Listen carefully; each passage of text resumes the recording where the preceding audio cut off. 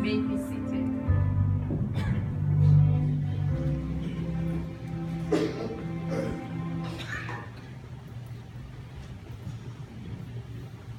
Good morning once more. Good morning. We have already started our sermon series for this Lent, Roll Down Justice.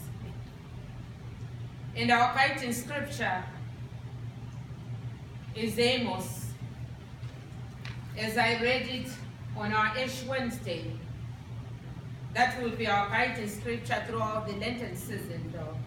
But today I will be coming from the book of Romans, chapter 8, verses 31 through 39. That has been read before us a few minutes ago. Amos says, I reject your festivals. I don't enjoy your joyous assemblies. Take away the noise of your songs. I won't listen to the melody of your harps. But let justice roll down like waters and righteousness like an ever-flowing stream. Does this mean that we are to give up our worship? That God does not want our worship? No. But worship without justice is not acceptable. Rather, our songs must move us to action on behalf of the oppressed, those we always desire to live outside of our circle. Through powerful music and the remembrance of our rituals of baptism, which is the origins of Lent, this season will offer us reflection and renewed inspiration to let our voices be tuned into the heart of the gospel, proclaiming God's love.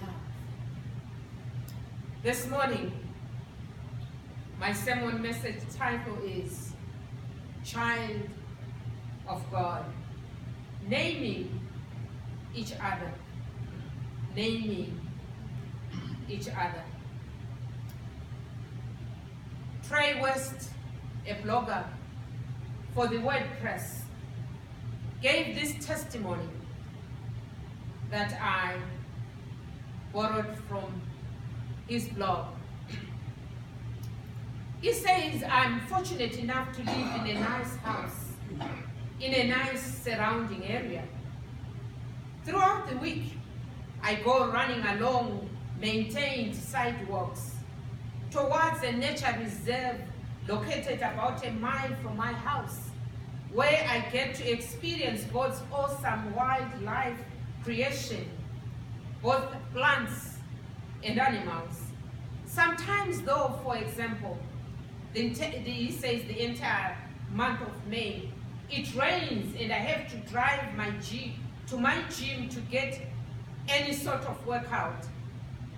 He says, I enjoy my gym. It's inexpensive while still being a great facility. And it's only about 2 miles from my house. While the immediate area surrounding my house is nice with a low crime rate, my gym sits just on the opposite side, on the outside of that area where the income level drops and the crime rate rises.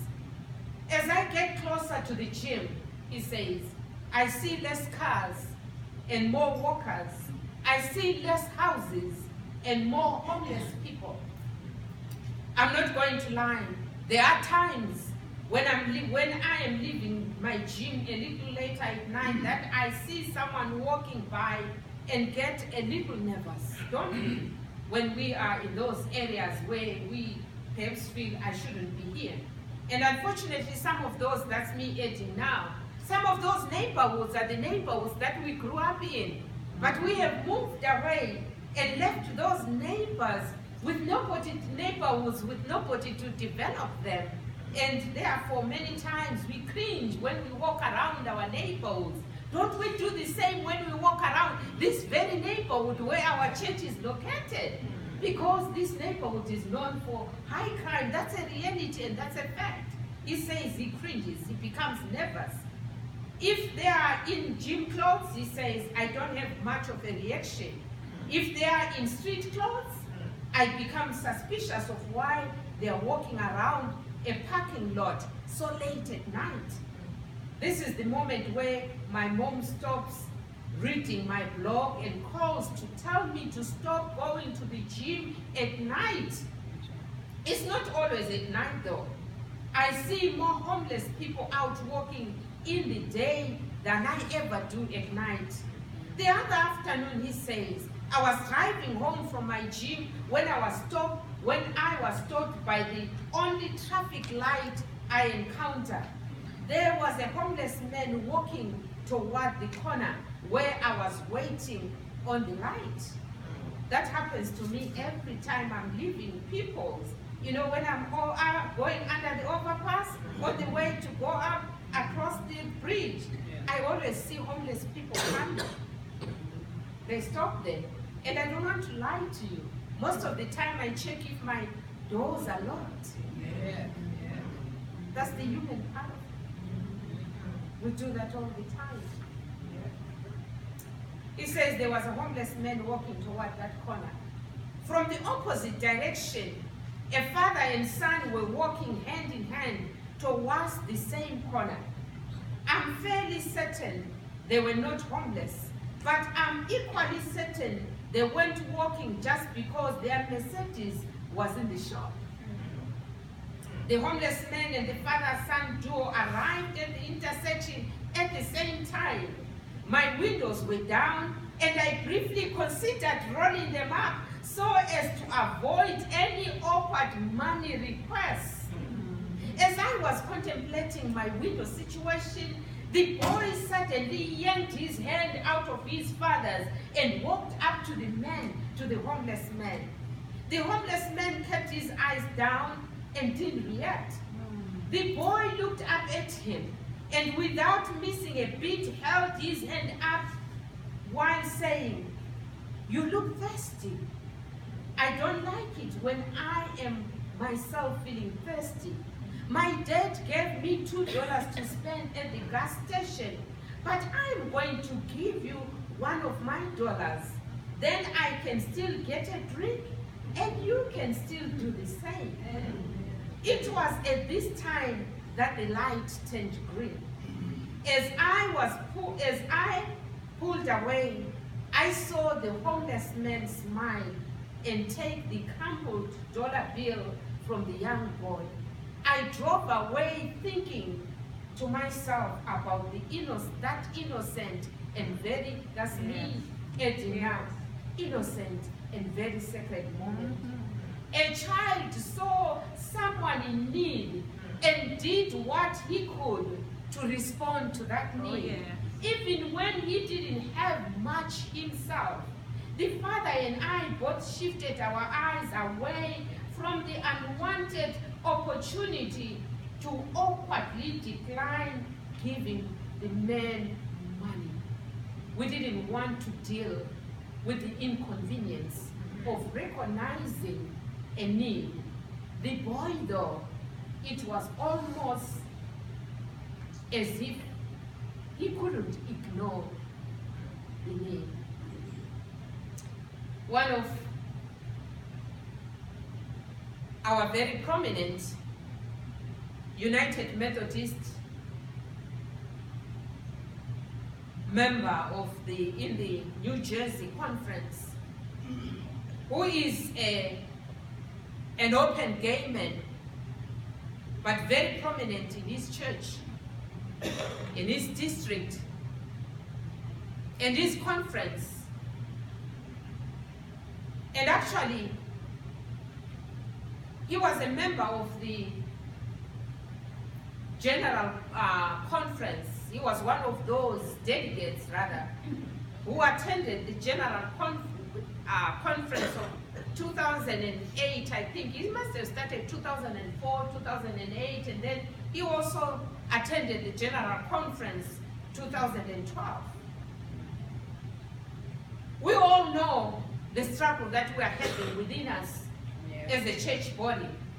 We may not want to talk about it, but it is a reality that we are continuously sweeping under the carpet, and yet it's infesting. He wrote this song after attending the 2012 General Conference. I'll read the words. Child of God. The few lyrics of the song are, no matter what people say or think about me, I am a child of God. I am a child of God.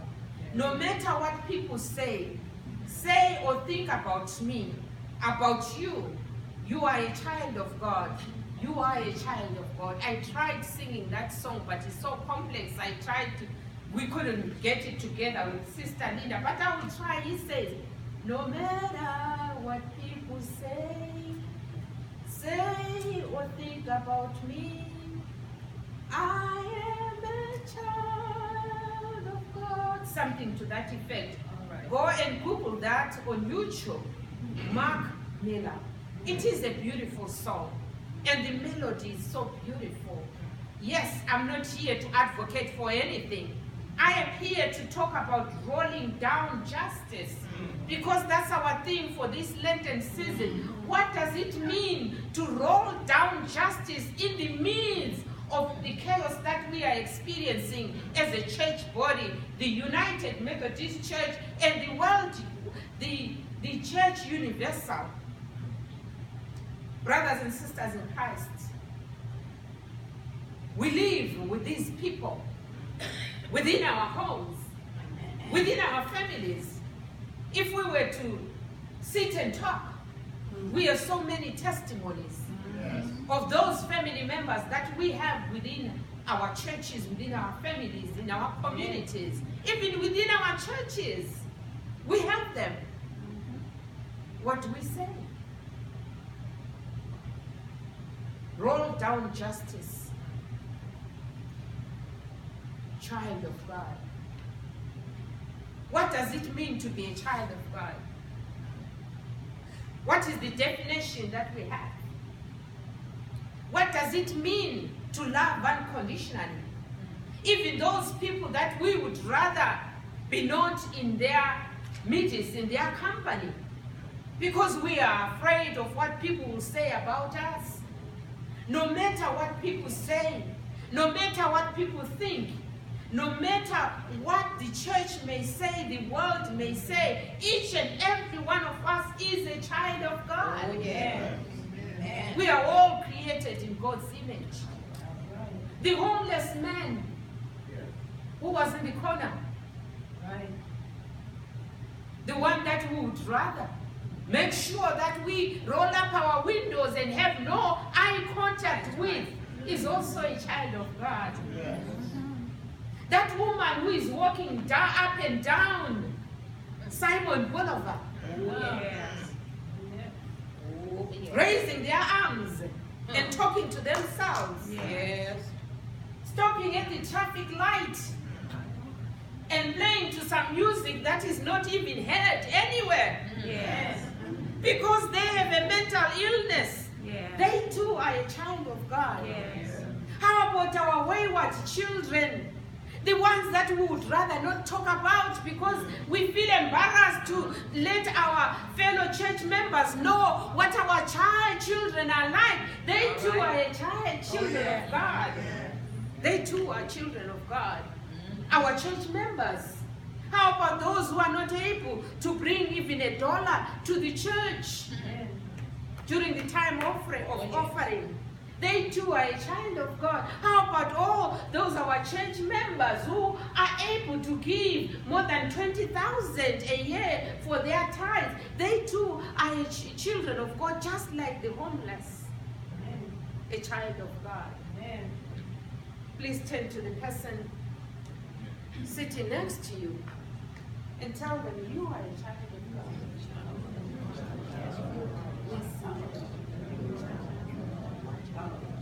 And tell them they are God's beloved.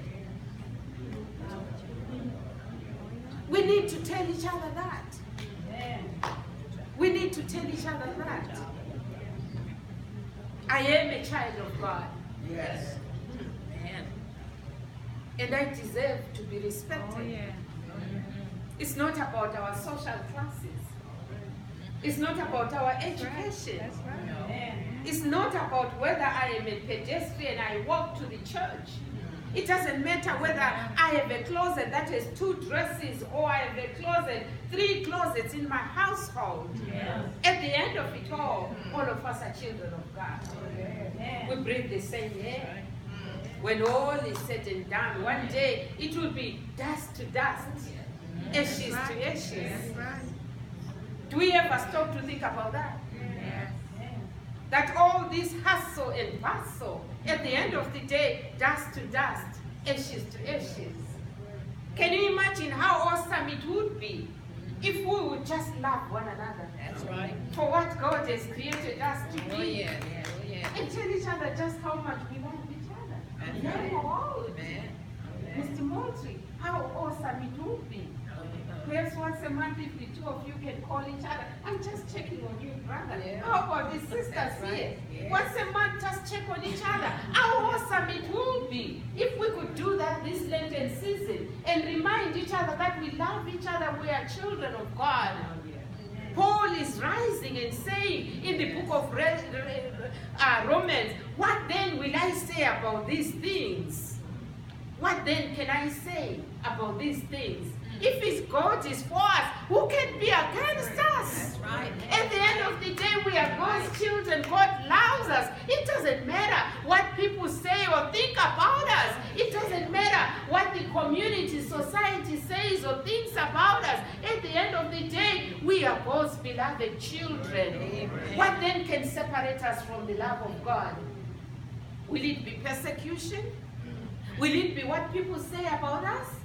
No, Paul says nothing, nothing whatsoever, because Paul was writing, testifying about what he had gone through as a disciple of Jesus Christ, who was preaching the gospel in and out of season, who had traveled from Jerusalem to the ends of the world, to the Gentile territory, a man who was being persecuted for preaching the good news of God's grace, a man who was being persecuted and thrown into prison for reminding us that in Christ there is no Jew, no Gentile. We are all God's children. Yes. What then Yes. shall I say Yes. about these things? Yes. Will persecution take me away from God's love? No. No, whatsoever. Is it death? Because Paul had experienced and seen, had seen and testified and was present to see the disciples and the Christians being persecuted for being Christians, being persecuted for their faith. Paul says nothing whatsoever will separate me from the love of God. Nothing, my brothers and sisters in Christ, should ever separate us from the love of God. When you are feeling low and you feel that people don't love you, remind yourself that you are a child of God, and nothing whatsoever should separate you from that love that God gives us, because God gave His everything. That's what Paul says. Nothing should ever separate us from the love of God, because God loves so well that He gave His all, His only begotten Son, to come to this world, to die on the cross, to show love. What manner of love is that? What manner of love is that? Therefore, we have no reason whatsoever, my brothers and sisters in Christ, to feel that we are alone in this world. No matter what people say, you are a child of God. Oh yeah. Oh yeah. You are a child of God. Amen. And therefore, when you know God has loved you so much, it is our responsibility, therefore, to love others. That's right. That's how we can roll down justice, by just loving other people. Love doesn't cost anything. Does it cost anything? The last time I checked, there was no price to loving anybody. The last time I checked, there was no price tag for smiling at Mr. Robinson. Not at all. The last time I checked, you know what? My phone is already paid for. If I make 25 extra calls, that will not increase my phone bill. The last time I checked, we are all God's children. We need one another. Let's love one another. Just as God has loved us, That's how we can roll down justice. Yes.